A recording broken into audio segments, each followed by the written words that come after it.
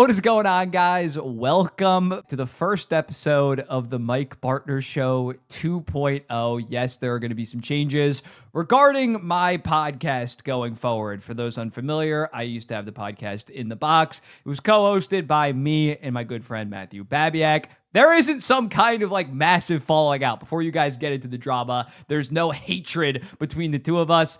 I just decided to go a little bit of a different direction with the podcast. Ideally, I still want Babiak on the podcast. Like 30 to 40% of the time, whenever there's breaking news, we hit it, we talk about it. But I just feel like the podcast was getting a little bit stale, and especially, and it's my fault, once I moved out, I really like the in-person aspect, looking at him directly across and chopping it up, having the dual cameras. It just wasn't exactly hitting the same on Riverside, in my opinion. So we are modifying it a little bit. If you've been following for a while, you know that the Mike Bartner Show was my initial podcast in the fall of 2023. It only lasted like 15 episodes because I was just getting started on YouTube. I kind of just like transitioned to making more normal YouTube videos, and then got the YouTube channel really starting to roll, and then eventually brought in a podcast.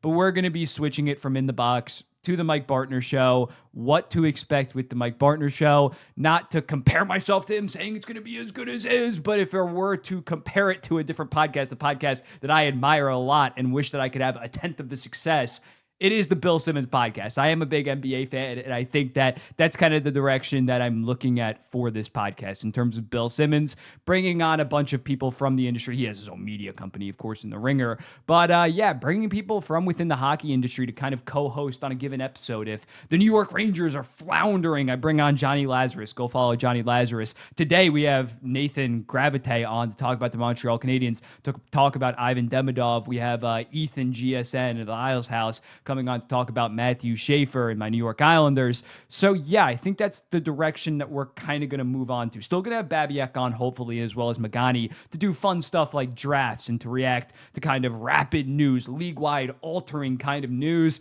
but also kind of go a little bit more niche, go a little bit deeper with some guys that are like experts in a certain field, whether it's about a certain team, a certain league, college hockey, the CHL, draft prospects, the 2026 draft. I'm sure I'm going to be talking about that a lot with my New York Islanders. So I just thought this would be an interesting evolution of the podcast. And also I want to bring on interviews, whether that's players, coaches, prospects, all of that stuff. So that's kind of the plan for the podcast, at least right now. Today's episode, I'm going to handle the Cooley and Harley extensions. Unfortunately, I talked to Grav Tuesday morning. He's a Dallas Stars fan. It would have been great to pick his mind about the Thomas Harley contract, but I'm kind of going to handle that solo. And then, yeah, we're going to talk about the Montreal Canadiens and Ivan Demidov with Grav, as well as kind of contenders and pretenders in terms of unexpected potential playoff teams. Run through that based on who have had a hot start that we kind of didn't expect. And then with Ethan, we're going to go over Matthew Schaefer, just how good he is. Is he a potential top 10 defenseman right off rip? So yeah, this is the Mike Bartner Show, and I'm looking forward to this next evolution. Let me know in the comments what you think about this change, because again, at the end of the day, you guys dictate kind of how this show works and how this goes, what kind of changes will be made. But yeah, welcome to the second iteration of the Mike Bartner Show. And yeah, we're going to talk about these two contract extensions. We're going to start with the Logan Cooley one, just because I'm a Utah Mammoth kind of glazer, and I've been glazing Logan Cooley for so goddamn long. I had him as my number one prospect in like the first draft that I ever really covered as a social media content creator. And I had him number one. I had him ahead of Slavkovsky, ahead of Shane Wright. Said the Montreal Canadiens should have picked him. And now he is cashed in on an 8-year deal at $10 million after rejecting that 8-year deal at $9.6 million. I was kind of shocked by that. Like, once he did that, I'm like, holy shit, is he going to play hardball for the rest of the year and like get like $10.5, $11 million? No, they just needed to increase it by $400,000. Just not that much, like a rounding error in terms of their cap sheet. And yeah, this guy, I've always described him as like a wizard with the puck on his stick. And although the overall analytical package is not quite there, it wasn't there last year, what this guy does elite, he already does at such an elite level compared to other guys of his age. In terms of the transitional play, bringing it into the zone off the rush, he is already elite in the NHL, and we have seen this archetype work maybe not as much in the playoffs, but at least in the regular season. Guys like Jack Hughes, not saying that he's a Jack Hughes 2.0, be able to dominate the transitional game and as a result put up pretty monster numbers. And I mean, in the last 86 games of this season and last season, he has 33 goals, 44 assists, 77 points. He's already arguably with the salary cap once this kicks in next season, going to be like a 9.5, maybe even a $10 million player in the first year of this contract. He doesn't turn 22 years old until May. So I don't know how you don't love this deal. Sorry, I'm just choked on my words first episode. But yeah, I don't know how you don't really like this deal. Is it a Jack Hughes level, like generational steal? No, probably not. I think Logan Cooley's going to cap out. Probably he's like a 95-ish point, like high-end 95 point kind of guy. And that'll be worth $13 to $14 million once the salary cap continues to rise. But if you're Utah, you do this every single day of the week. Now that they have him and Dylan Guenther locked up at $17.14 million for basically their entire 20s. And that kind of segues into my next point. When looking at the landscape of the NHL, I think Utah and Montreal are the two best teams in the best position that are coming out of a rebuild when looking at both their young talent as well as still having like top 5 prospect pools in the entire NHL and having a lot of that young talent locked up. You look at a team like Anaheim, they have Jackson Lacombe locked up. McTavish don't have quite as many pieces locked up long term. San Jose, they're still going through like a deep rebuild and don't really have anybody on like insane contracts. Eklund is on a 3x5.6 that kicks in next year. Versus you look at a Utah and they have those two guys locked up until 2033. Logan Cooley 2034. You got JJ Peterka, 5 years at $7.7 million. He has 10 points in his first 11 games this season. Keller still has 3 years at $7.1 million. Sergachev has 9 points in 11 games to start out this year. He signed for another like 5 years at $8.5 million. Vedmelka is 5 years, 4.75. He needs to play better. He has an 892 right now, but he is 6-2. But yeah, for low-end starter money, they have him locked up. The only real question mark core piece that's not locked up long term for this team is Nick Schmaltz, who is having a classic contract year right now, 17 points in his first 11 games to start this season. But I think if you're Bill Armstrong, I'd happily give him a 7-year deal at $8 million. This might sound shocking right now, but one, he's put up 69-point pace the last 4 years. There was a stretch in 2022 and 2023 when the Coyotes absolutely stunk that he put up 117 points in 126 games. He has unreal chemistry with Clayton Keller, who is your best player on your team, is your captain right now. So I would happily give him that much. He is 29 years old, but I think alongside Clayton Keller, he's going to be a consistent 60-ish point guy. And I think this season, if it continues to play out, Utah's going to slow down a little bit offensively. It would not shock me if this guy ends up going for like 80, 85 points. And the other thing with Utah is, even though they have their long-term core locked up and it's looking very impressive, they also have guys like Desnoyers, Boot, and Iginla still within the pipeline. So for the Utah Mammoth, like the way that they have taken care of business in what you think of more of an untraditional hockey market, not the biggest market, most appealing market when it was Arizona when they locked up some of these guys, as well as, of course, when they moved to Utah, a fresh new market. The fact that Bill Armstrong has been able to get this done so goddamn quick and just lock up guys on surplus deals. Dylan Guenther and Logan Cooley, we could be talking about them in 2030 being $4 to $5 million surplus contracts. I don't think that's ridiculous to say. So they're in probably a top 5 spot, at least for the early part of the 2030s, considering they're good right now. They're only going to get better from here. You maybe have some question marks about the goaltending position, but I think that they have the assets in the prospect pool to go out and potentially trade for a guy. And Sergachev, maybe not the best number 1 defenseman in the world. And you maybe have some current concerns about they're on the smaller side, especially within that forward core. But right now, the way that they're cooking, starting out, 8-3, unfortunate loss to the Edmonton Oilers last night. But I mean, that's a team that won the Western Conference last year. They are in an amazing spot. And I've been pumping the tires. I think I gave them an A or maybe an A- for the rebuild review. And people were like, oh, it's way too high. What they have done is just so impressive, and it starts with locking up Logan Cooley, or this is not starts. It started with the Dylan Guenther contract, if we're going to be honest. But now they have their number 1 center of the future locked up for the foreseeable future. And then the other deal that we have also in the Central Division, Thomas Harley, 8 years, $10.587 million, the 24-year-old that has been around 50-ish point pace the last 2 years. I think with the Mikko Rantanen situation, like if they didn't go out and trade for Mikko Rantanen and give him $12 million, and that was still a good deal. I'm not acting like you would want to not do that. 12 months later, or no, it's only been like 8 months. But yeah, I think considering the internal cap was kind of blown up, that did lead to Harley getting in the mid tens, $10.587 million.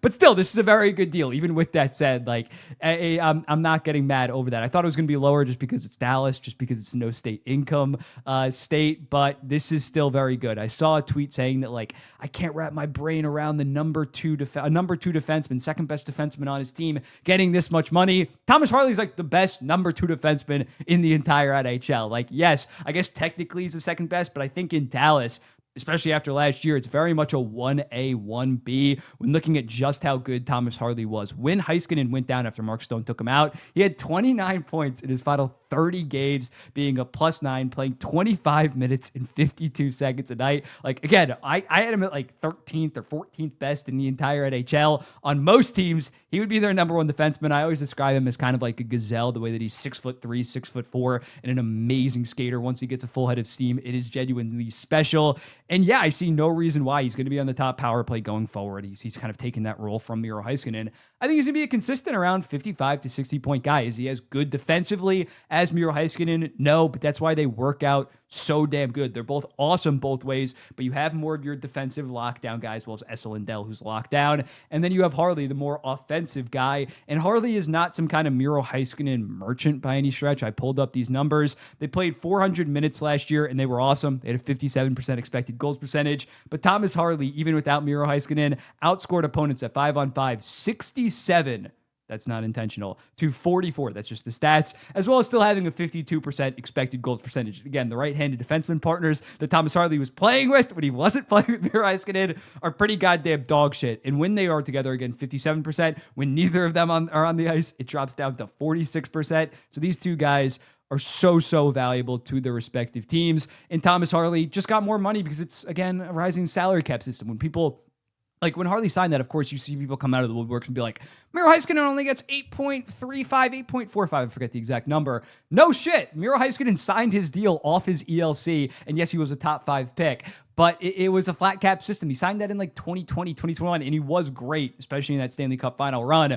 But times are changing. It's the same thing with the Logan Cooley deal when you see people quote tweet it, talking about Jack Hughes, talking about Nick Suzuki, Cole Caulfield, all those deals. The salary cap is rising. Yes, he's slated to be the 4th or 5th highest paid defenseman, like as soon as next season, but rightfully so. For a 24-year-old, this is going to be his entire prime, and he's already pretty easily a top 20 guy in the NHL, in my opinion, a top 15 guy. So again, people just need to wrap their brains around it. Is this a Lane Hudson level deal? No, of course not, because I think that like Lane Hudson, that offensive ceiling is just absolutely insane, and he's below $9 million, but also even with that, Harley signed a bridge deal, a 2-year bridge deal. He was much closer to unrestricted free agency. So this is still a very good deal. I don't love it as much as like the Logan Cooley deal, the Lane Hudson deal, but it's still like a B+, A-, just because I think Harley is like the perfect encapsulation of the modern NHL defenseman. Amazing skater, high-end puck skills at 6'3", 6'4".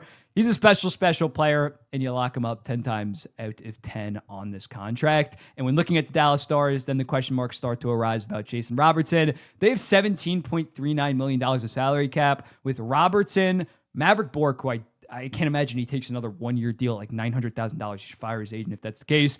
Nils Lundqvist and Jamie Benn. There might be some bonus overages with Jamie Benn. That is something to keep an eye on. He signed that 1-year deal at $1 million, but there's like games played incentive. So it might not be $17 million. Robertson has a $9.3 million qualifying offer. Obviously, if it's a long-term deal, he's going to go way above that. But just to keep that in mind, I think it is that they can easily still make this work. Now, Robertson, unlike Harley, is closer to unrestricted free agency, and he has made money where he's beyond set for the rest of his life, considering he signed a 4-year deal at $7.75 million. Meanwhile, Harley signed a 2-year deal at $4 million. But I think that they're going to be able to still get this done with Jason Robertson. And God forbid that something else happens, they can always move off Tyler Seguin. He does have a no movement clause, but you could maybe potentially get Tyler Seguin at his $9.85 million, the final year of that, somehow off the books. Signing Robertson, you might have to yet again roll out a pretty ass right side of your defense, but Jason Robertsons don't grow on trees. They do need to, once Seguin really comes off the books the summer of 2027, then they'll really have some money to move, to make moves.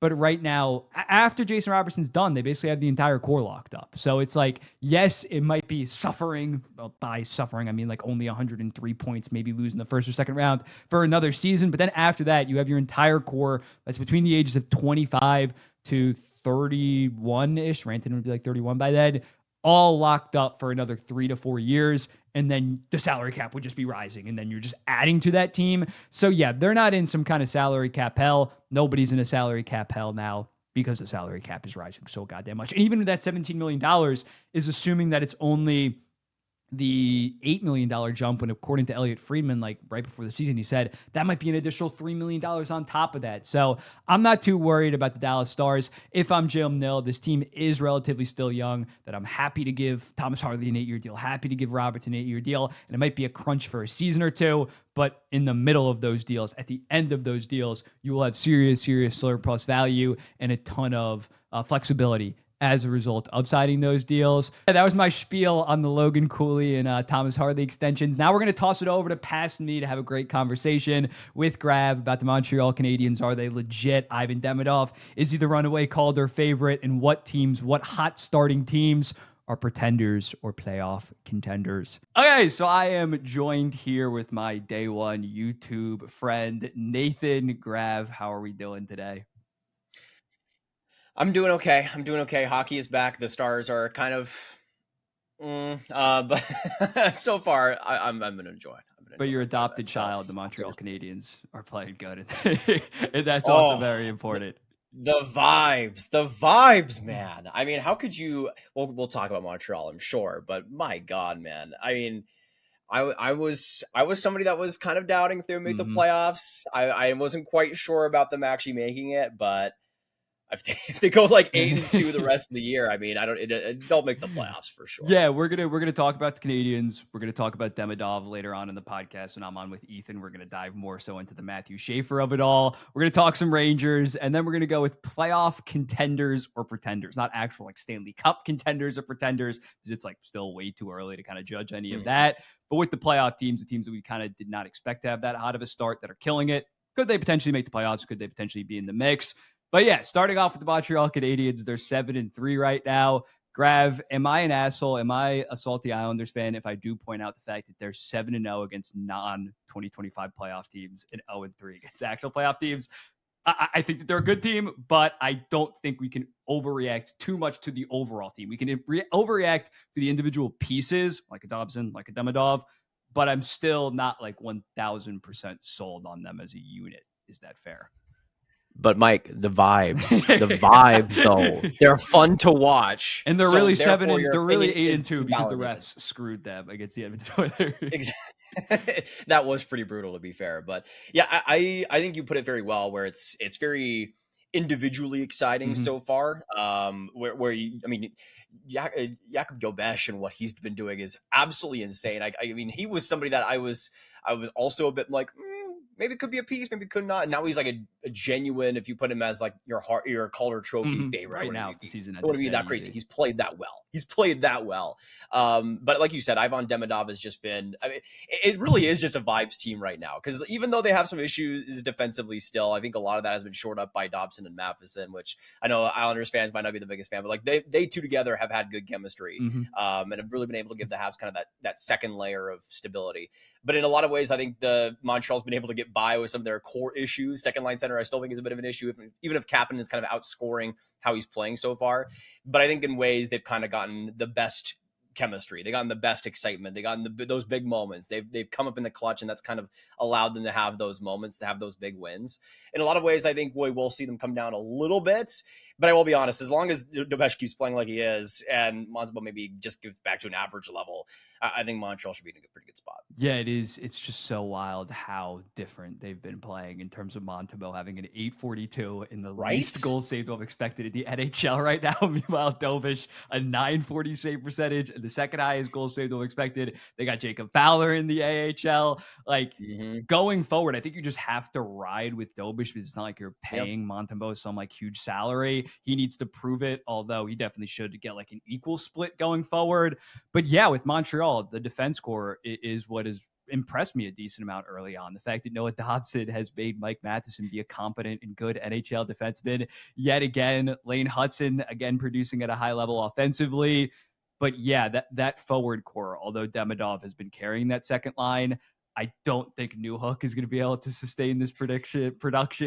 Kapanen, I see that he's like 35-1 to win the Calder, which I think is hilarious because it's like solely Ivan Demidov. Like if he does put up 30 goals, like Demidov has 75, 80 points. Mm-hmm. But yeah, the top line is, and I tweeted it out, like the fact that their defensive numbers have been so much better this season is probably the most encouraging thing with that forward core, let alone Cole Caulfield killing it offensively.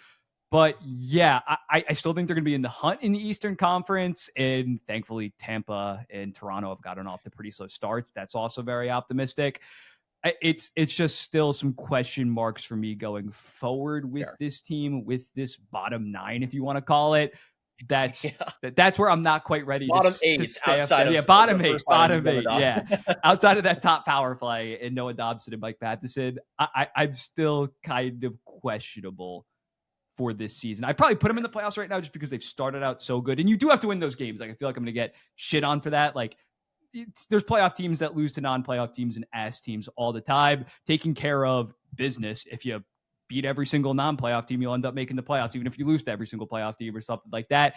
But yeah, I think that it's just a little bit too much Montreal glaze going on, if that makes sense. Hey, never enough glaze, at least from my end. I'll still continue. I mean, it's genuinely one of those things where it's just a fun team to watch. I mean, as a Stars fan, I'm just liking watching the team play, even if they make the playoffs or not. Like you said, though, that cushion, it's really hard to be bad enough where you are just that dominant team in the first couple of months and then completely fall off. I don't feel like Montreal is one of those teams, given they've already kind of been there, playing as bad as they were at the start of last season, and we're still able to make the playoffs again. That was kind of my big thing. But like you mentioned, I think just Montreal is kind of in an interesting spot now with the rest of especially the Atlantic being weird so far this year. So I think they're in a good spot. Yeah, and we're going to kind of switch over to Demidov right now, just the way that he has been able to produce early on, despite only playing like 14 minutes a night and just recently getting promoted to the first power play. It's special. I've pumped this kid's tires a ton. I've seen you do it since like he was 16 or 17 playing in the MHL. He's a special player. He's a Nikita Kucherov, Kirill Kaprizov type playmaker. I know it's kind of like a weak comparison just because they're Russian, but I do think that it does somewhat fit. The way that this kid is able to move laterally and just keep the puck on his string for most of the time, like especially was it the Seattle game-winning goal, was just nutty in terms of that. And yeah, I think that he's probably going to be the best forward on this team in like 5 years from now. And at least this season, I'd put his points over under at like 71, as ridiculous as that is to say.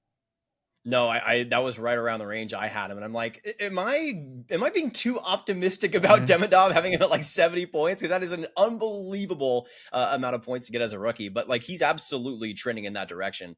I think the big thing we have to think about, especially when there was those first few games and he had like 1 assist in 3 games, people were like, "Oh, he's horrible! How dare posting horrible!" Screenshots of like my Calder candidate versus you. Yeah, exactly. But like Lane, this is the exact same situation as Lane Hudson last year. It's actually been expedited a bit because it started out last year. Lane Hudson was on the power play 1. He wasn't playing a ton of minutes. He wasn't getting a lot of responsibility. Wasn't playing great either. But after like November, he got a ton more opportunity, started to win those power play minutes, and then of course we saw what he was capable of in the second half. I think Demidov did that in 2 weeks instead of 2 months. They're not making the same mistake. They're not doing that again. Exactly. And now you're starting to see that confidence really grow. That's the big thing that we see out of the top rookies in this class is that confidence. Schaefer is kind of more impressive in that way because he's 18 years old, barely 18, barely played last year. I got to give some Schaefer glaze. I'm going to come on the podcast, Mike. But both of these guys are top Calder candidates, mostly because they are willing to do what so many others aren't. They are so much more comfortable already than anybody else. Creative. Demidov, I'm more surprised by in that way, but I think in a lot of ways he's just somebody that can command the game, can take over a game when he wants to. We saw that in that one Chicago game last year, just how much he was willing his way in like the first few shifts of his career. He's somebody that I think is just going to continue to get more comfortable once he gets more ice time. I think a lot of it just came down to the chemistry early on. I think he's starting to find that a lot more. But my God, man, the skill level, the amount that he's able to see on the ice, it's almost like he has a Rubik's Cube as he's playing the game. And he's like, he always has it solved minutes before anybody else does. He's just that type of special player that is able to command the ice, and is somebody that was doing that very early on in Russia. But it's kind of special to see him doing it as efficiently as he's doing it already, you know? Yeah, definitely. I think of going back to that Seattle game, and people are going to think that I've only watched that Seattle game, but when he stopped on a dime and then fed Newhook right in front of the net for an easy goal, there was the fake slap shot pass that he had to Nick Suzuki against the Vancouver Canucks, I think most recently. Yeah, I remember tweeting that out. So yeah, he fed Suzuki wide open. Like it's just that kind of stuff where you usually see a rookie, you usually see a 19, 20-year-old overthink things like that, or just make the simple play, just put it on net so I don't get yelled at by my coach potentially messing up. Like he knows, like I am without a doubt at least the fourth best player on this team, or fourth best forward on this team, probably third ahead of Slavkovsky already. But like, I'm just going to try stuff because I have such a high success rate. I've done it at every single level, and it is just fully translated. And if you're a Chicago Blackhawks, Anaheim Ducks, or Columbus Blue Jackets fan, you're going to be dreading it for the next 2 decades. And I tweeted out, like, Chicago gets all the hate, and it's understandable because, like, Bedard and Demidov would have been insane. Thankfully, Frank Nazar's balling out. But they ended up going with Artem Leshinov. I think Columbus is probably like the most.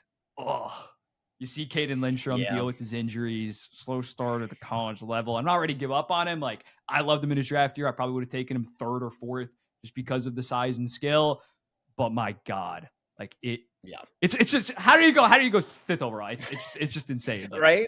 It's kind of mind-boggling looking back. I mean, we could say all we want, but if Demidov didn't want to go to Columbus, then that's also fair. But if Mitchkov it didn't were want the to go case, to 100%, Arizona. That's the sad part to me is that Lindstrom was already super raw in his draft year, and then he misses a whole season afterwards. And that's like, he was one of the last players where I'm like, okay, he could survive if he missed time.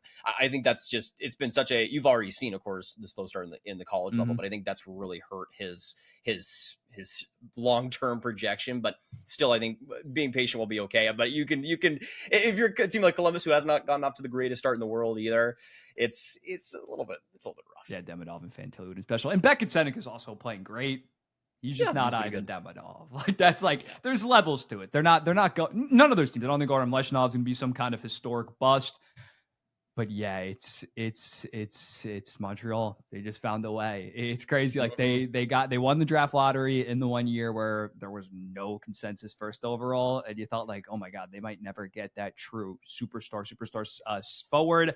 I really like Nick Suzuki. I really like Nick Suzuki. Right? Oh yeah, especially. Yeah, they whiffed on that, although Mitchkov is having his own struggles to start this season. Might be more Tocchet related. Might be talking about that with the playoff contenders and pretenders.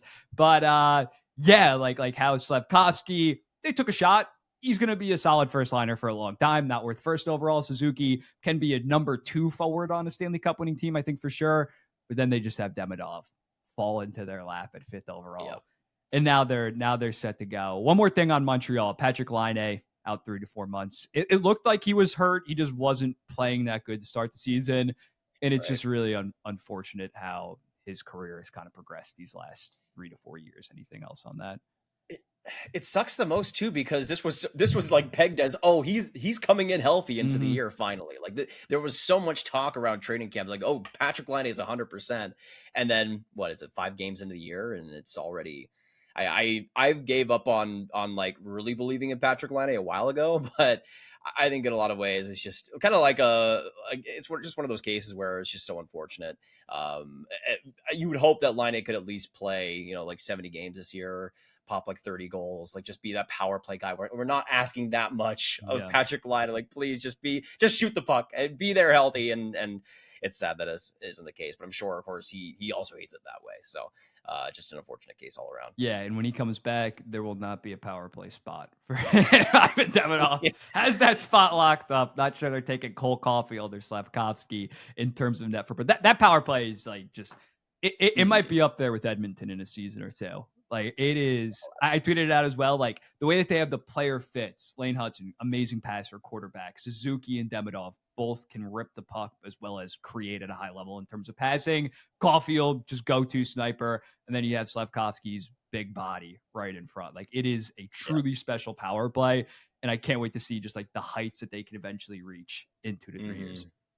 Because it's gonna be, only one of those players are like kind of in their prime right now. As ridiculous as that is to say. And especially now that we're having like Caulfield get into his groove as well in terms of the power play and really finding a spot. It's kind of all coming together at the right time, which is just adds again to the entertainment factor. I love it. Yep, but they got to be the playoff team until I fully believe. Okay, we're gonna move on to a different original 6 team that is about the exact opposite in terms of vibes. The New York Rangers just lost to back-to-back teams that had a losing streak of at least 6 games, which is an impressive thing to do.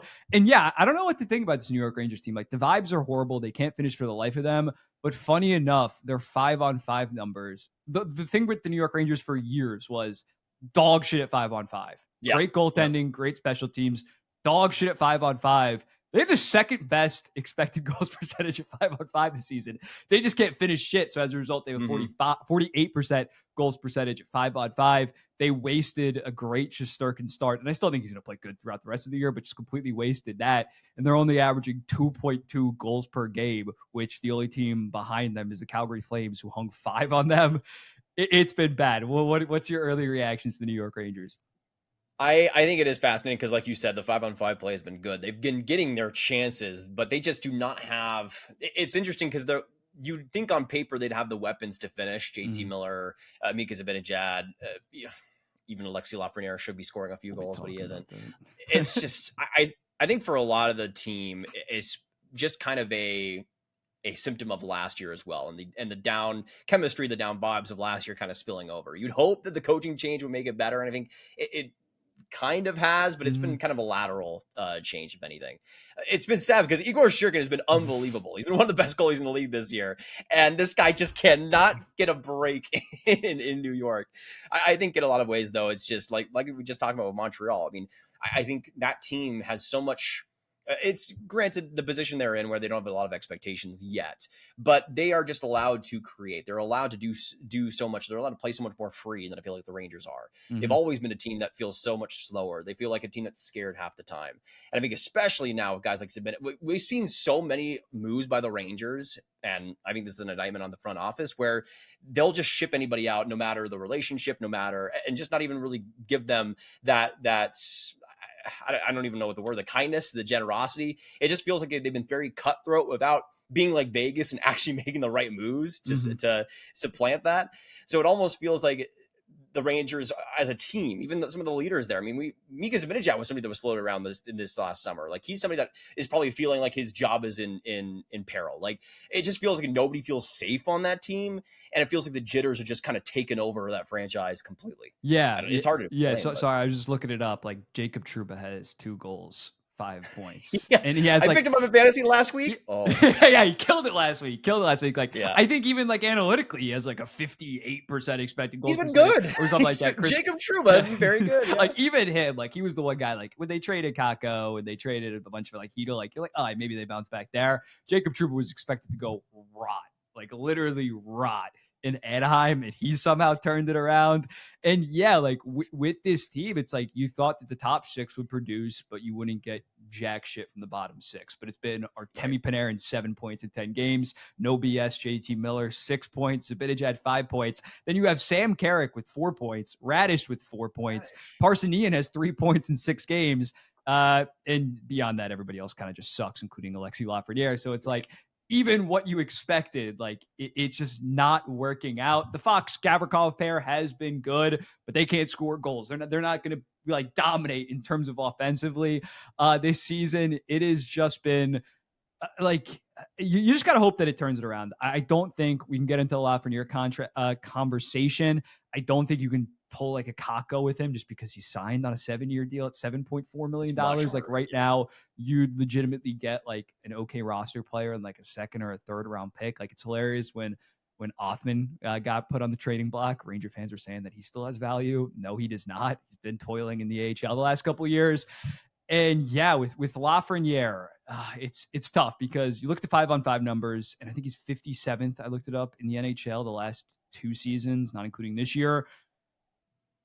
Maybe if you put him on top power play, he'd be more productive. But at the end of the day, he does play with Artemi Panarin. Like, I hate when people just talk about the 5-on-5 numbers and ignore that. What's your thoughts with Lafreniere? Do you think that he can turn it around if he stays in New York? Because we know if he gets traded away, he's going to become a beast. If he stays in New York, what do you think is going to happen? I think it's such an unfortunate case, man, because there's been a lot of talk about, there's been a lot of people I've seen, surprisingly, and I think this is insane recency bias, say that Lafreniere was never that guy. Mm-hmm. Are we talking about the same guy who put up like Crosby Over numbers in 2 the points queue per game? Yeah. Like, he was that guy. Like the World Juniors, he was the best player for Team Canada in his draft year, which is an extremely hard thing to do. Lafreniere is such a sad case because I think he is the greatest example of the Rangers' development problems, where they try to stuff every single player, no matter who they draft, no matter who they go after, into this one role where they need to become more physical, they need to become more intense. And Lafreniere is just not that guy. He's just not that player that's going to be, he's kind of big, but he doesn't play very big. He's never been that big. And I think he's kind of been in an identity crisis since he got there, trying to decide how much he needs to put in the defensive end, how much more he needs to become more of a power forward, when I just don't think that's his game. His game has always kind of been that on-puck skill, that great passing ability, that vision, the creativity. But we don't see it because I don't think he's really, like I talked about before, I don't think he's really in a position where he can thrive in that role. He's not really given the confidence to thrive in that role. Like we said, like not given a ton of power play minutes. Yes, he's played with some good players in the past, but I just think in a lot of ways he's kind of been set up to fail like a lot of other Rangers. It's interesting because I think with a lot of the players they drafted in that era of that rebuild, they were going for high skill, high ceiling guys. And yet they are a team that's like, we need to make the playoffs now. We need to play this style of game. And if you don't play it, you're out of there. And some players have adapted okay, like Will Cooley can fit into that role okay. But even he's struggling now with the development because they don't have the runway. Thus far. Yeah, they don't have the runway. They don't give them the ceiling to actually achieve. They just say, they put them in the NHL and say, go ahead, go do whatever you want. Like, it's just, and especially Lafreniere is the troublesome case because it's obvious that he's not that power forward. His effort is not there a lot of the time. The consistency is pretty bad. But if he was scoring like he was scoring in the QMJHL, that wouldn't be a conversation. It'd be like another Panarin where he's scoring a lot of points. He's putting up the skill and you don't really have to worry about it too much on the defensive end. But because the Rangers completely goofed on his development, we're now having to worry about this situation. So he's been probably priority number one in terms of the players that I think need change of scenery because I think another year of him being in this system, doing what he's continuing to doing would really permanently damage him. I think there's still something to salvage there, but they're going to still continue to have Tanner Glass as like an assistant player development guy and try to run him, make 200 hits a year. It's just such a odd case of not knowing who you drafted and brought onto the team. And I think in a lot of ways he's been hurt because of that. I think he still has great potential to be a 60-point guy, having some good skill, but I just think them driving him to this power forward role is just doesn't work. Yeah. I think just the huge thing, I made like a larger video just on the Rangers drafting developing. I think just the problem was they went through this rebuild and then in the summer of 2019 traded for Jacob Trouba, signed Artemi Panarin, and then immediately it was like, we have expectations right now. Lafreniere, Kakko, you're going to be stuffed in our bottom six. You're going to be scrutinized. If you mess up, you might get yanked out of the lineup instead of like we're seeing with some of the fun young teams in the NHL, like the Anaheim Ducks, like the Chicago Blackhawks, like the San Jose Sharks, them just saying, go out there. You're going to make mistakes. It's fine. We're still 2 to 3 years away. They rushed this rebuild. And as a result, guys like Lafreniere, that was such a special playmaker in his draft year, had to play under David Quinn, had to play under Gerard Gallant, and just got stuffed in the bottom. And as a result, just did not develop further in terms of his playmaking, and his confidence kind of got shot as a result. And now I think I think he can get back to like 60, 65 points potentially, but not being the best player on his line. He'd need some kind of legit center, star winger on his side, like he has with Artemi Panarin. But I don't think it's gonna happen in New York, unfortunately. As I say, unfortunately, even though I'm completely lying about that. Yeah, you're smiling inside. You're like celebrating, hitting a party Yeah, inside your head. the other guy, the other guy that we should talk about is Artemi Panarin, who 7 points in 10 games. You think he's getting moved if they're out of the playoff hunt? What's your I read on think that it's as a pending unrestricted free agent? right. I mean, that's the thing is that they should. It's not a matter of if, in my opinion, it's a matter of when. But it also again depends on what they see, because I think in a lot of ways they're a team that was probably I'm willing to bet they were a team that was interested in Kaprizov, interested in that 2026 Yeah. free agent class until everybody signed, and now your best option might be an Alex Tuck, who could be good, maybe. The amount of water that was wasted on those fucking grok photoshops of Kaprizov, McDavid.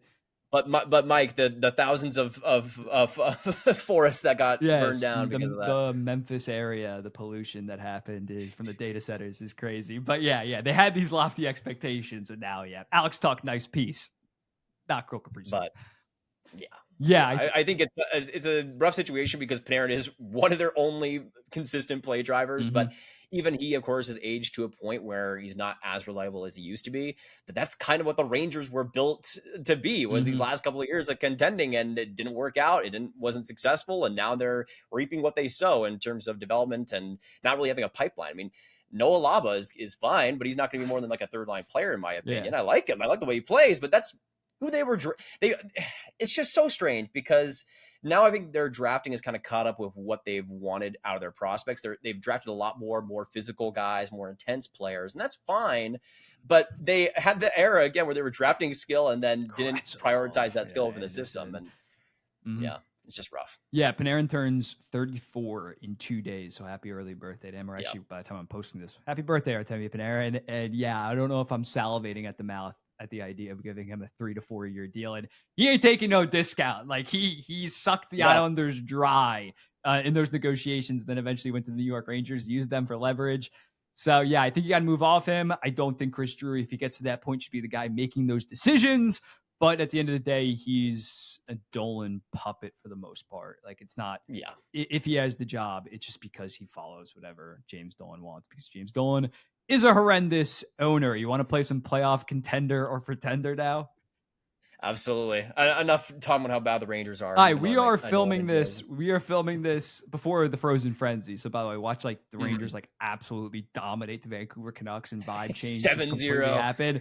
But yeah, we're filming this before this. I'm gonna give out a team, then we're gonna say 3, 2, 1, whether we think they're a contender or a pretender, and then we'll kind of just explain shortly.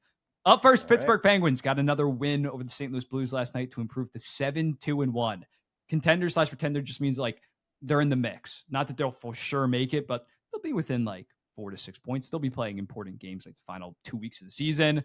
So yeah, the Pittsburgh Penguins, 3, 2, 1, pretender. You go first. Not that the Penguins have been bad. They've been really fun, and I've really enjoyed Dan Muse and how much he's kind of. We were just talking about the freedom of Montreal. Pittsburgh looks. Oh, they look so free. They look like they're enjoying their lives so much. Crosby is like having the time of his life right now. Malkin is having the time of his life. Are you kidding me? With his production so far, like that team just feels like it has such a breath of fresh air now to work with. And I think that I will say, I think they're going to be probably at like the very top of the pretender. If we're talking about like, again, a few points out, I think they're probably going to be around like 85 or so, maybe 86 points by the end. Better than I was expecting though, coming out of Pittsburgh at the end of the year. Their goaltending, are you kidding me? Their goaltending is actually good. Oh, I thought you reacted. I just saying I love that, and I thought you reacted to that. Oh, no, you're good. Yeah. No, I'm just saying the goaltending being good is like insane. I don't know how. I mean, Shelovs, I was kind of expecting to be an okay rookie, but Jari's all right now. How is that possible? I don't know, but Pittsburgh's getting some magic now. Yeah, I'm with you. Like they're much better than I expected. They have a 106.2 PDO right now, which is not. It's going to come down eventually. But Raquel is unfortunately out for the next 6 to 8 weeks. So yeah, they're a fun team. But at the end of the day, you look at that defense core, especially on the defensive side of things, it is going to be shaky. I think that Shilovs and Jari are going to slow down a decent amount. Although, like I talked about in a different video, like their goaltending future between Shilovs, Murashov has like a 940 in his first 5 AHL games, as well as Blomqvist, who's hurt right now. Like, things are looking good for the Pittsburgh Penguins. You hope that you somehow get some lottery luck if you do finish at 85 points, because picking 12th, 13th overall would not be the best, although they snagged Ben Kindle, who looks very good. But yeah, I think at this point, I'm not sure that they're going to be in the mix too much. What about the Detroit Red Wings? 3, 2, 1, contender. Contender? Yeah, like soft Yeah, it's like contender. shaky. Talk to me in 2 weeks from now. But yeah, I think like especially with the addition of Emmett Finney, who I don't think he's going to maintain 70-point pace, but like I was very concerned. Like their top 5 forwards, I like a lot. Actually, their entire top 6 with Marco Kasper. After that, I was like, where are you getting scoring from? Emmett Finney might end up being that answer. And I think ASB, although he hasn't been that good defensively, definitely adds another wrinkle to the offense. They didn't really have that many puck movers at the blue line the last couple of years. It's really just going to come down to the goaltending. Talbot's playing great. Gibson has been a little shaky, but what do you think? No, I think you nailed it on the head. I think for Detroit, my biggest issue was that depth just in general, whether that was the forward group or the defense. It was kind of going okay at the very start with guys like Michael Branzik-Newgard coming in, like you said, Axel Sandy-Paliga. Now, Michael Branzik-Newgard is down in the AHL. But I think the biggest thing for them is that they've had some pretty surprising performances. Guys like JT Compher have been okay so far. Ben Sherratt has played pretty well, which... if you could just get average play out of Ben Sherratt, that's a success story, but he's actually been pretty good. So you at least have that. And Travis Hamonic's not going to be giving you much, but they do have guys like Jacob Bernard-Docker who can come into those roles at least a little bit. So I think it's been improved enough to make a difference. I still don't think they make the playoffs, because I think the Atlantic eventually will turn a page. I don't think the Leafs will be this bad for this long. Tampa, I don't think will be this bad for this long. But I think for Detroit, you can see the improvements. The big question is whether it's enough. And if John Gibson is able to rebound, maybe it will be. But I have my doubts still. I haven't been a big John Gibson guy since like 2019 when he was posting up great numbers for the Ducks. He's kind of been an inconsistent guy for a while. So I think that might be just kind of who he is. But if Talbot can continue to steal games, then they still have a chance. Yeah, I think something between Detroit and Pittsburgh. I could see Detroit, if they're somewhat in it, go for it at the deadline. I'm not sure Pittsburgh, if they're in a playoff spot, Pittsburgh, Dubas might just say, fuck it, like one last dance. But if they're 5 points out, I don't expect him to be trading, bringing in talent versus Detroit, like, especially after Larkin kind of flamed him last year after they missed. Like, I could see him going out and trading some stuff in order to improve the team right now. Absolutely. Panarin? Yeah, he's coming to Detroit. All right, Seattle, 5-2-2. 3, 2, 1. Contender, but it's only because they're in the Pacific Division. It's only because that's fair. If they were in the Central Division, no, not a shot. But when looking at it, their competition is the Kings, Canucks, and Ducks, who have not killed that's it. Fair. I'm not sure. Like the Kings, I've been very low on. The Ducks have looked fine and have a winning record or winning points percentage. And then the Canucks have kind of looked like a shit show, and Quinn Hughes is already dealing with an injury. So like, I'm just saying like there'll be 4 to 5 points in it, but it might only be like 86 points. Because I think like 90 points, like you go to the Pacific Division. Like I think that's it. And yeah, they're just like mid in all regards, but compared to some of the other teams in the Pacific, like that have deficiencies, I think maybe they could coast in. What do you think? No, that's fair. I think they're kind of in the similar range as Pittsburgh, at least where I see them now. I mean, I was not high on Seattle going in at all. I had them around the same range as San Jose. But at the end of the day, they still have Joy Decord, who is one of the more underrated goalies out there. In terms of the depth, it's always been a strength, even if it's not scoring all the time. And you've had I mean, I've really enjoyed like Vince Dunn specifically this season. He's gotten back to a really good level, I've thought. You have really interesting performances out of Jared McCann, especially early on. You have good players there. It's just about the long-term potential, in my opinion, that's kind of been the issue. But hey, now you have Shane Wright really picking up these last few games. Berkeley Catton has looked good since he's gotten called up to the NHL. So you have some good performances. You have some good bright spots. I just don't know if it'll be enough. But like you said, the Pacific Division sucks. I just feel like eventually Edmonton's going to get a lot better. Yeah. I still, even though, I was probably a bit too high on LA coming into the year, I still think they will rebound a bit more. You just have some parts that I think will eventually turn the page a bit. But yeah, I'm not high on Vancouver right now. San Jose has, of course, not been great, besides Celebrini popping off every other game. But I think for Seattle, they'll still be in the race, just not quite as high as the contending status. Yeah, for their own sake, for the future of the team, they should suck this year. Like if they finish at 88 points and miss by 3 or 4 points, right? That's not good. But I think that they'll mid their way into that. Like they'll be like cruising along at 53% points percentage and somehow just barely miss. The Philadelphia Flyers 4-3-2. 3, 2, 1. Pretender. I'm in between. I might just for the sake of argument go a little bit of a contender. Okay. They're first right Well, now. let me hear it. Let me hear it, Mike. Expected You're on the goals spot. against per 60.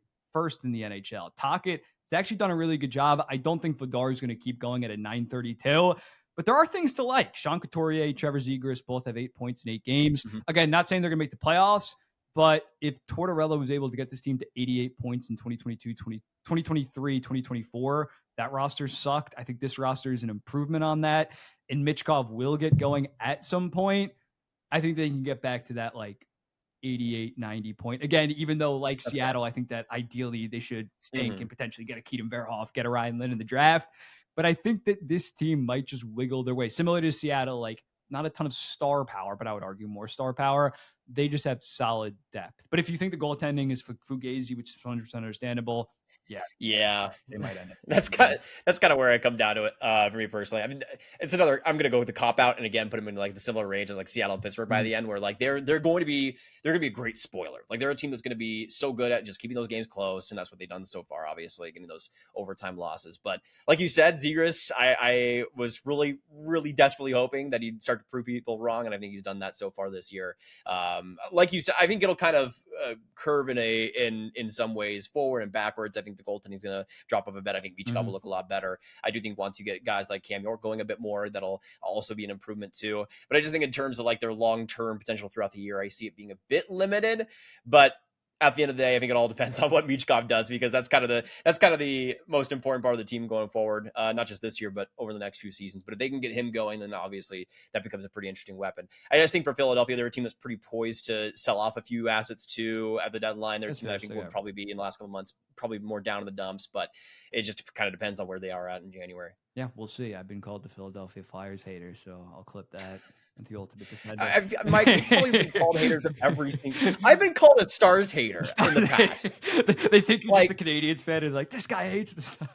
Yeah, exactly. Like everybody, when you have opinions on the internet, you're gonna be called a hater of anything. No and then we're gonna finish it off with the Chicago Blackhawks 4-3-2 right now. 3, 2, 1, Pretender. Pretender, but they're like Montreal right now, where I don't even care. I don't care where they finish. The vibes are just high, and quite literally, I think that's the only thing that matters. They don't even need to make the playoffs. I don't even think they need to like be like a 90-point team or anything, but just the fact that they aren't depressing and it feels like the players are actually having fun, that's basically a win in my books for the entire season. Even if like Bedard isn't putting up 100 points or anything, he's looking good. I think a lot more defensively. Nazar, of course, is electric. Quickly like rising up my favorite players in the league list. Renzel's been looking a lot more comfortable over the past few games. Same thing goes with Levshunov. Like they just have this like wave now coming through, and you're starting to see the light at the end of the tunnel. They're not quite there yet, but they're especially now. I think Blashill's done an underrated job with like the systems of that team. They're playing a lot more intense, a lot more hard on the puck, and I think that's added a lot to their success so far. But if they stay around the 500 range but still have the vibes going, I think that's just fine, especially for where they were last year. Yeah, I think if you're a Hawks fan, you sign up for like 77 points. Bedard has 78 points. Nazar has 63. Renzel has 38. The big thing, like offensively, when talking about the stats, they were dead last in expected goals against per 60 last year. They're up to 24th, which isn't like amazing, but they were a clear last year. But at the end of the day, like they've been solid to start. Spencer Knight going to come a little bit down from a 937 save percentage, and he's 3-2-1 despite having a 937. So that's obviously going to regress. But I had them as the worst team in the NHL, and I wasn't even that high in San Jose. Probably disagree with that at this point. They're a fun team. They're trending in the right direction. It's pretty funny. Well, after the Celebrini, like the win against the Rangers in the Wild, it's kind of shifted. But the first like 5 to 6 games, it was funny how it was like, it kind of flipped. Like Chicago is the fun team. San Jose was like this depressing arc. But the Judy Jupiter. The rivalry between those two teams and how much those fan bases want to one up each other is just incredible. And I can't wait until both of them are actually good. And actually those conversations matter. Those teams are going to be up relatively soon. But yeah, that was Contenders and Pretenders. Grav, thank you for coming on the podcast. I greatly appreciate it. Where can the people find you? You can find me on the YouTube at my username Graviteh, or at the Twitter at Nathan Graviteh as well. Instagram as well if you want to follow me on there. But yeah, thank you for having me on, Mike. This is a ton of fun. I always love talking about how bad the Rangers are at developing prospects, because I will never forgive them for Lafreniere and Capo Catco. So I appreciate it. Yep. Thank you for coming on. We'll be seeing. Actually, no, this isn't the end of the episode. We got other stuff to attach to this. Take it from here, Mike. Other Mike. Okay, so now I am joined by my fellow New York Islanders brethren, Ethan, the People's Insider of Isles House. Ethan, how are we doing? Mike, I'm great. Thank you for having me. We're going to have a conversation. Some would say the conversation. We'll have many conversations. Yeah, Ethan was bold enough to, after like the third game of the season, after Schaefer had 3 points in 3 games with the point streak, to have the conversation. He's probably going to go a little bit further than I will with Matthew Schaefer, but it's the conversation. Matthew Schaefer has far exceeded expectations up until this point. 7 points in his first 9 games. I'll let you start, because I assume that you're going to be a little bit higher than me on it as I fix my light. That's a little bit messed up. Yeah, no, that's fine. I mean, you got eyes. I got eyes. Everyone that's watching Matthew Schaefer play understands the caliber of player that he is. But people are just too afraid to say what that caliber is, because they don't want to seem like a crazy person after 9 games. Mm-hmm. The caliber of player is Cale Makar. Yep. The caliber of player is Quinn Hughes. Like, that is what we're dealing with. Mm-hmm. Like, I'm pulling up his numbers real quick, and hopefully, I mean, you have internet issues. I got a slow computer. Mm-hmm. Like, 9 games, 7 points. The New York Islanders have given up 3 or more goals in every single Ilya Sorokin start so far. Yeah, Matthew Schaefer is playing 25, 26 minutes a night. He's +3. It's insane. Like, this guy controls play anytime he's on the ice. Watching him skate, defensemen don't move like that unless your name is Cale Makar or unless your name is Quinn Hughes. The analytics back it up. You know, post your JFresh cards, your evolving whatever cards. I'm already spreaded that, yeah. Yeah, blue. It lights up blue. Everything is blue. So it matches the eye test. It matches the analytics. It's unbelievable to watch. And like, just to put it into perspective, and again, like, you know, this I feel like is going to reach more than just Islanders fans, but for Islanders fans who have watched what Matt Barzal can do skating wise for the entirety of his career, like, you watch Schaefer out there, I would say Schaefer's a better skater than Barzal, especially with the puck. So watching the two of them out there together is a treat. It's a treat for Matt Barzal. I've been saying I don't think he's had this much fun since Anthony Beauvillier was on his team, and that's obviously for different reasons. Yeah. Right, for friendship, not for hockey. The power of friendship, yeah. Yeah, exactly. So it's just been unbelievable to watch, and it's crazy that the Islanders, who were supposed to be picking 9, 10, 11, 12, luck into the number 1 overall pick. You know, some would say luck, some would say it's rigged. I would probably say that it was rigged, and I'm more than okay admitting after that. We rolled the carpet out for Ovechkin, after he broke the record. Like, exactly. Don't get me started. Otherwise, the show's going to go off the rails. For the Ovechkin, for the All-Star game, for Kathy Hochul's nasty worded letters, it all came back to us with number 1 overall pick, and it has been unbelievable. It's one of those things where, like, if he doesn't get hurt, do more teams commit to the tank? Do the Islanders end up finishing 12th, 13th, and they don't even have a shot at first overall? Right. For me, what it is, it's not skating. Like, you watch them at the junior level, you watch them with Team Canada. The skating was going to be next level. It's even better than I expected it to be, but I expected him to be right off rip NHL level because of that skating. It's the puck skills. It's the active stick in terms of his zone denial early on. Like, he is already a seasoned vet, especially defensively, is what has absolutely shocked me. And the stats back that up. I think he was like first in terms of zone entry denial percentage in the entire NHL. Like, I tweeted out that graphic and people were like, oh, is that just among Islanders, like, defense? I'm like, no, that's the league. Entire league. It was like Sport Logic, IQ, or whatever it is. Go follow them.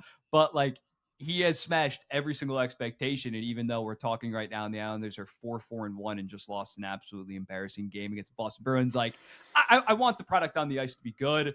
But at the end of the day, all that matters this year is vibes to be high and Matthew Schaefer to be legit. You're all about the ethical tank. Yes, the ethical tank is. Well, depending on how. What's your thoughts on that? Well, I'm on board. I think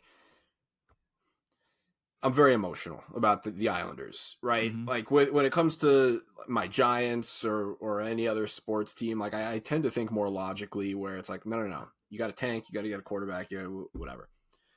After the Islanders went on a 3-game win streak, 4-game point streak, logic's out the window. Yeah. And coming into the season, if you were to have told me, listen, Matthew Schaefer is going to look unbelievable, the New York Islanders are going to be fun and bad, I'd sign up for that any day of the week. Mm-hmm. I think chances are they probably get throttled by the Canes, they get throttled by the Capitals, and all of a sudden, we're back to draft watching, which is totally fine. Like, I will say this, though, and I'm curious on what your thoughts are. And I think it's pretty common sense at this point. Matthew Schaefer has accelerated the, whatever you want to call it, rebuild, retool. Yeah.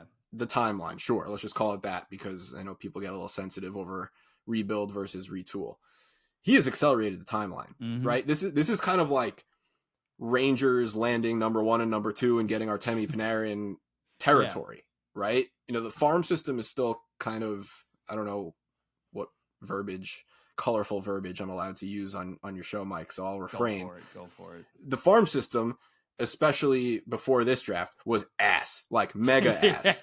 Danny Nelson was like, we were stat watching him, right? Like Matthew Maggio, what's he doing in Alex Bridgeport? Jeffries and whatever Merrimack is killing. Yeah, Like, exactly. Yeah. Like the standards were so low, and everyone would just get offended when people would rank the Islanders farm system 32nd. Like, okay, now you have Matthew Schaefer, Eklund, HSN. All right, they're still years away. Yzerman, we'll see how BU's season turns out, and hopefully he's healthy in a few weeks. Thank God. I know. Yeah. So hopefully that's not too bad. Maybe we get a look at him at the end of the season. He gets a little bit of a tryout. So he accelerates the timeline, and that's what sort of has me excited. Like, I'm totally fine being bad. You want to get another top 10 pick, go get a Verhoff. I don't want to get crazy, go get a McKenna. But it's like one more NHL ready top pick and some deadline moves. I mean, this team is ready to rock. Yeah. I think it's really just one more impact forward. Obviously, if Verhoff kills it at North Dakota, you're picking second overall. You go with him. Him and Matthew Schaefer are by no means a similar player. It's not going to impact to that degree. Like, Verhoff has to be on a power play to be effective or something like that. Yeah, I think it's really just like this year, and Sorokin is a different problem that we'll get into soon. But like this year, if they land a Lawrence, if they land a McKenna, a Viggo Bjork, Stenberg, I don't think that they're going to need this 2 to 3 years of stinking because of the Dobson trade getting Eklund and HSN. It really, I was thinking like 3 to 4 years. Like, Matthew Schaefer won't even be a top pair defenseman until year 2. Really starts ascending in like year 4. Kind of like a Jake Sanderson. He was like, that was my comp. Like, by year 4, he could be a top 15 defenseman and eventually become a top 7 to 8 guy. But we might already have it. He might already be top 15 in the entire NHL. So I agree with you. Like, I think that Schaefer makes this the hope a lot more sooner than having to go through some kind of like San Jose Sharks. Like, I never really got the sentiment of like, you have to completely tear it down. Maybe after the 2024 season, when it was Danny Nelson, when it was Alex Jeffries, then it was pretty. Like, think about that. We had a 97% chance of like scoreboard watching Porter Martone. He's doing pretty good at Michigan State. I don't know. But still, it's like there's levels to this. Yeah, they got to hang the ping pong ball at UBS. I would love that idea of it. That was one of the greatest nights of my life. But I think the timeline very much is like this year, it's probably 77 to 83 points, if I'm going to be honest. Next year, I won't hate if they're like yet again in that range, but probably want to somewhat get back on track as you get guys like Cal Ritchie's point per game right now in the AHL. That's only 3 games, but like Eklund maybe could be NHL ready as soon as next season. Like, it's this kind of hope that we just haven't had in so long. And I don't think it's us being biased New York Islanders fans. Like, in prior years, we kind of had to like defend the Lou, go out of our ways to defend some of his moves. But now it seems like people are finally coming around that are actually pretty high at the New York Islanders. Oh yeah. You want to have the Sorokin conversation, which is not particularly, but again, it's like one of those things we got to talk about it. Yeah. 866, 868 right now, allowing 3 goals in every single game thus far. And yeah, he has 6 years or 5 or 6 years left at $8.25 million. 6. I'm not like he needs to play solid. Like, I know I keep on talking about the tank. You need your guy that was Vezina level in 2022 and 2023 has posted 908 and 907 the last 2 years. I know you can't have him playing Vezina level or else we're going to be fighting for wild card spot, which I don't really love that much. But this has just simply been unacceptable, especially when David Riddick on the other end has looked pretty solid. 950 or something. Shut down the Edmonton Oilers. Like, it is. Shut down Connor McDavid. Yeah, like, especially when, although I like some of the prospects like Dimitri Gamzing and Gidloff over in Sweden, they don't have that guy where you're like, okay, Sorokin's going to lose the job in like 2 to 3 years. Like, dude, I don't know about that. Dude, Gamzin, what he's doing, he's like, how old is he? He's like 20? He's 20. Yeah, he actually is a little bit 22? older. I think he's a little bit of an overager. But with Sorokin, like, you look at Bobrovsky, the way that he aged, like, I thought that why would we trade him? Why would we move off him? I thought he could be still the starter when Schaefer is ascending into his prime. So that is the one concern where, like, I love the ethical tank, but our goalie has to play better, especially when he's getting paid this amount of money. I mean, listen, if you love the ethical tank, there's nothing better for an ethical tank than your $8.25 million a year goaltender. He looks broken. He is broken. Yes, he is broken. He doesn't look broken. He is broken. That's the problem. I need like, the Hurricanes broke him. Yeah. The Hurricanes broke him in that playoff series. That and then picture. Ovechkin, little boyed him for the goal record. He hasn't been the same since the Carolina series in 23. Yeah. He just hasn't. Just fact of the matter. He looks, and again, this is just the eyes. He looks out there totally devoid of confidence. Mm-hmm. He's a guy, he's not the biggest guy. He's like 6'3", and he is not making himself big. He's always in the back of his net. His positioning's constantly off. And I bring this up because the Islanders just fired Piero Greco. Longtime goalie coach, yep. This is a guy who Robin Lehner himself has credited with a career revival. He's on the ice with him every day, working with him. Saved Robin Lehner's career. Mm-hmm. Thomas Greiss, career backup, comes here, posts his best ever numbers. Mm-hmm. Okay.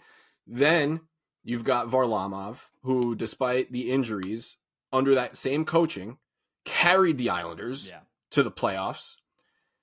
And then there's Ilya, who not only was not fixable from Piero Greco, but we are now well over a year into Patrick Waugh. Yeah. One of the greatest goalies of all time. Yeah. And nothing has changed. Mm-hmm. If you can't coach him with one of the greatest goaltenders of all time, and the goalie coach who single-handedly saved Robin Lehner's career, career best season from Thomas Greiss, like, something's got to give. We all know this defense stinks. Yeah. But dude, make a play. Like, you are being paid to do what the $1, $2, $3, $4 million a year goaltenders don't do. And you got out goalied. I mean, what did the Islanders put up? 32, 35 shots against the Bruins? Mm-hmm. Like, you got out goalied. You're letting in like 40-foot shots with no one in front. You're letting in beach balls. You're letting up weird goals. Like, he's broken. Yeah. He's broken. And if Patrick Waugh can't fix him and Piero Greco couldn't fix him and David Rittich is playing better than you, I don't know what the solution is because they're stuck. Yeah, they brought in that like sports psychiatrist or something like that. I think she's gonna quit. Yeah, it has to be something on the mental side because it's like you look at this guy's track record. The ascension in the KHL became him and Shesterkin 1A, 1B. Yeah, best goalie in the KHL. In the NHL too. Yes, in the NHL. First season he had like a 920 in limited action in the COVID season. Then puts up a 924, then a 925. And the fact that it has just gone downhill so much, like as soon as he got that contract for the most part, it has just been very, very underwhelming. And when you are giving him this much money, it becomes a major question mark. And honestly, like if this continues in next offseason, somebody is willing to bet on him and willing to give you assets, like I think you definitely do potentially. I think he's got a full no move. I think that's the problem. Oh yeah, true. But you know what? He strikes me as a guy with such a lack of confidence that if the Islanders were like, I got Oilers fans telling me like trade us Sorokin. I'm like, Yes, please take him. Yeah, so like, I don't know if you're fully aware of the situation right now with him. That's the problem. You know what I mean? Okay, you bring up a good point. The narrative around the league. Oh, it's all the Islanders' fault. It's all Tony DeAngelo. No. I'm saying the narrative is that he's still like this unbelievable goaltender. The same way that like the Islanders themselves, the narrative around the league, even the last 2 years, was that it's a great defensive team, boring hockey. Like, no, that's not true. The same reason people still think, oh yeah, Adam Pelech and Ryan Pulock, like they're still really good shutdown defensemen. Like people just don't pay attention to the team, and you would hope that that's not the case with management from other teams who are actually in charge of these decisions. Like if you could take advantage of that, someone get Peter Chiarelli on the horn. Yeah. So if that's definitely something that they got to explore potentially this offseason, especially if Dmitry Gamzin continues to develop, if Gidlov, and you could just bring in somebody for 2 to 3 years, bring in a Karen Talbot to kind of just be a stopper in the meantime, where you don't really have that many expectations. So like if it doesn't work out, whatever, it's just very much in flux. Horvat, Barzal, they're here to stay. They're still very elite players at reasonable cap hits where, yes, they're entering their mid-30s, but we both agree that they can still be high-level players worth those contracts as we kind of enter back into some form of contention. But Sorokin is just so goddamn broken, and with goalies, it's either you have it or you don't, and he just hasn't had it this season, especially, and in the prior 2 seasons. Yeah. But I think that's all the Islanders talk we'll have for today. Ethan, thank you for hopping on with me. I greatly appreciate it. Where can the people find you at? Well, follow our podcast, Isles House, on Twitter, wherever you get your favorite podcast. I'm at EthanGSN, and I think that's pretty much it. Join our Discord, subscribe to the Patreon. Mike, we want you back. Come on back in. Oh wait, shit! I think I got a new debit card. I got to re-up on my Patreon. There you go. No, we'll talk. We'll talk after. You're good. Don't worry about it.